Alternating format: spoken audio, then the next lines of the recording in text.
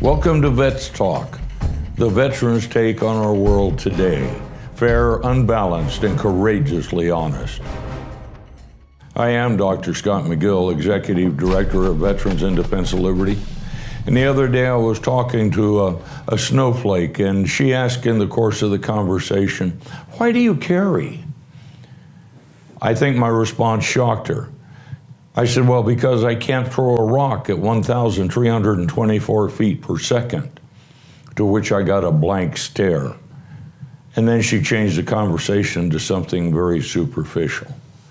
But you know, the truth is, the mind is the weapon, the gun is a tool. The Second Amendment plainly states, and the rights of the people to keep and bear arms shall not be infringed. However, the meaning of those words runs much deeper than commonly considered. The Bill of Rights, in fact, delineates a few of our personal, inalienable rights. These delineations protecting individual liberties have deep roots in Western culture. First recognized by the Magna Carta, then by the English Bill of Rights, and then by the charters of the British Colonies of the Americas. These articulated liberties are human efforts to establish government that conforms to the laws of nature and of nature's God.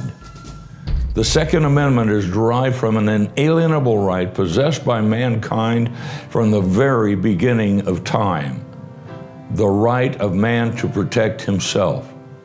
Throughout all the ages, whenever the mind deemed it necessary, the right of self-protection has been exercised with the use of available tools: fists, rocks, guns, clubs, spears, arrows, swords, to name but a few. The mind is always the weapon used in self-defense. The tool the mind selects is dependent upon which is accessible and most effective to meet the challenge. When the Second Amendment is suspended and the universal, inalienable right of self-defense is outlawed, situations such as UCC, Oregon, become inevitable. Remember Chris Mintz, the 30-year-old, 10-year Army veteran whose rights to self-defense had been suspended at UCC, and the only tool he had at his disposal was his own body. Hence, he was shot 7 times. When the mind, the weapon, said, the only tool you have is use your body, go.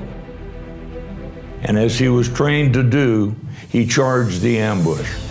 Had his rights not been abdicated by those defining the area as a gun-free zone, which is actually a laws of nature and of nature's God-free zone, it is probable Chris would not have been shot. The shooter would not have entered the classroom, and the innocent would have not been wounded or killed.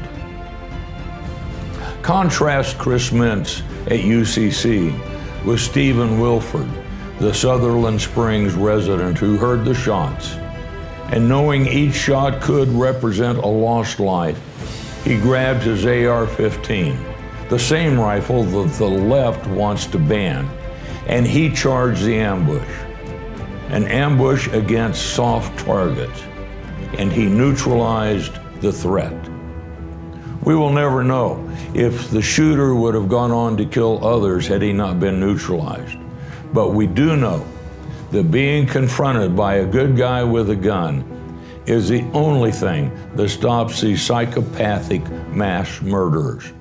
We do know that when confronted with a good guy with a gun, these psychopathic narcissists who commit mass murder, their narcissistic beliefs being so conflicted, at that point, they generally take their own life, as Kelly did. We also know that between 1993 and 2013, gun sales in this country doubled the number of guns owned by Americans. During that same period, homicide by guns dropped by 50%. This is an inconvenient truth for those calling for further violations of the Second Amendment. I shudder to think how many died in the Sutherland Springs Baptist Church with their last thought being, my gun is in my car. If only I could get to my car. One point must be made over and over. These mass murders are government-caused, preventable outrages against the American people. In the case of Sutherland Springs, Texas, they were government-caused on two fronts. Our Pentagon also let us down. But our citizens will continue to be slaughtered en masse as long as we impose the Constitution-free killing fields on our communities. Gun-free zones are places where we announce to the bad guys that it is open season on law-abiding citizens.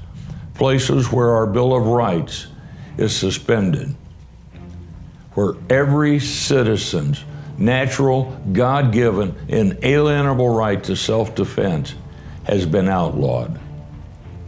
Realize, since 1950, 92% of all mass shootings occurred in unconstitutional gun-free zones.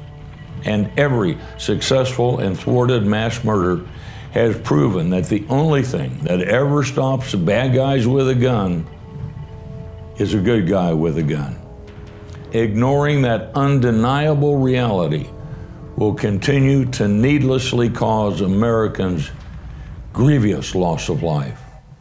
General Blackjack John J. Pershing summed it up somewhat more directly when speaking to a group of Marines, and he told them, the deadliest weapon in the world is a Marine and his rifle. It is your killer instinct which must be harnessed if you expect to survive combat. Your rifle is only a tool.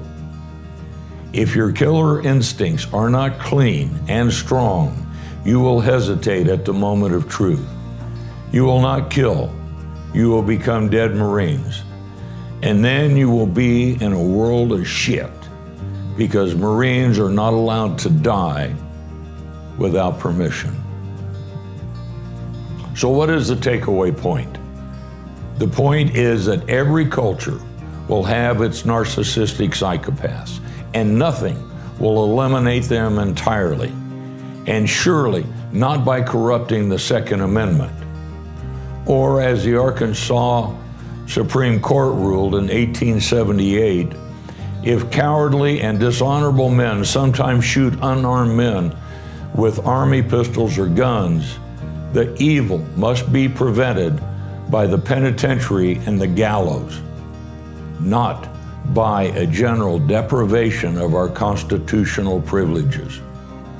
We must change the mindset, and the only way we can do that is by returning the American culture to its solid foundation of Judeo-Christian values. The only way we can do that is by returning America to America.